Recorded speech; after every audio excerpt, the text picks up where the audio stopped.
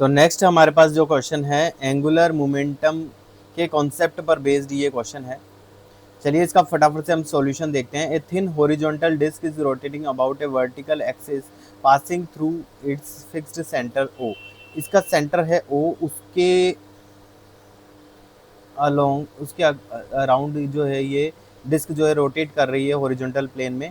It's angular momentum is L A and L B computed about point A and B. अब A और B के corresponding इसके जो angular momentum है वो एल ए और एल बी है। जहाँ पर हमें डिस्टेंस में रिलेशन दिया हुआ है O B is equal to 2 into O A है, तो हमें value L A upon L B की निकालनी है।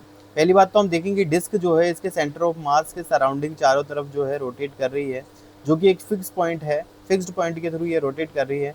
तो ये प्रिंसिपल है कि जब भी कोई डिस्क किसी फिक्स पॉइंट के अलोंग जो कि उसके सेंटर ऑफ मास से जा रहा हो उसके सराउंडिंग जब रोटेट करती है तो उसका एंगुलर मोमेंटम चाहे हम किसी भी पॉइंट के रेस्पेक्ट में निकालें, चाहे ए के रेस्पेक्ट में, बी के रेस्पेक्ट में या किसी और पॉइंट के रेस्पेक्ट में, सारे जो एंगुलर मोमेंटम है वो हमेशा बराबर होते हैं, ये बराबर ही होंगे हमेशा ऑलवेज। तो इनका रेशो जो है वो 1 ही होगा और इसका आंसर जो डायरेक्ट हमारा ऑप्शन नंबर 3 आ जाएगा।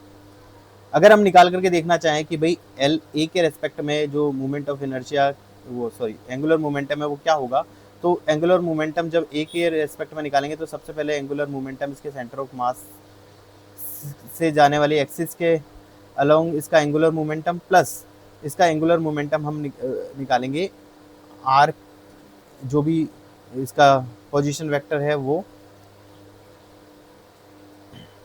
जो इसका पोजीशन वेक्टर है आर वेक्टर क्रॉस जो इसका लीनियर मोमेंटम है पी वेक्टर, उससे ये पी हमारा टोटल लीनियर मोमेंटम।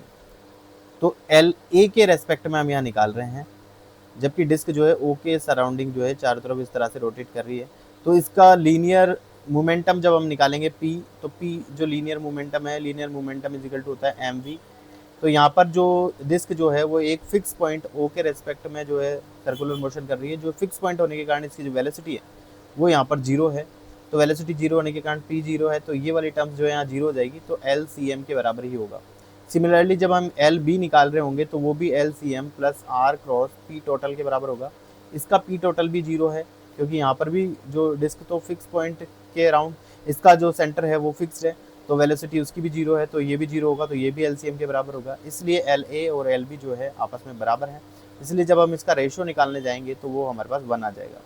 तो ऑप्शन नंबर 3 जो है हमारा यहाँ पर बिल्कुल करेक्ट आंसर हो जाएगा।